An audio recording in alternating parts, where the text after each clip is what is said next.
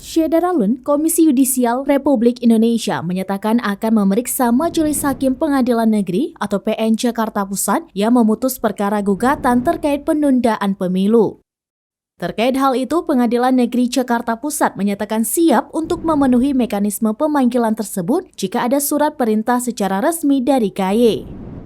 Akan tetapi, sejauh ini pihak Pengadilan Negeri Jakarta Pusat belum menerima surat pemanggilan tersebut secara resmi dari KY. Nantinya, jika surat itu sudah diterima, maka Ketua Pengadilan akan menelaah dan memerintahkan kepada hakim yang bersangkutan untuk memenuhi panggilan pemeriksaan.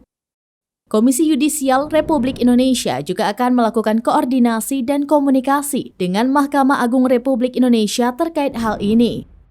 Juru bicara KY Miko Ginting mengatakan pemanggilan terhadap majelis hakim ini untuk memeriksa soal ada atau tidaknya pelanggaran kode etik dan perilaku dari majelis hakim. Komisi Yudisial Republik Indonesia menilai putusan Pengadilan Negeri Jakarta Pusat terkait dengan gugatan penundaan pemilu telah menimbulkan kontroversi di masyarakat.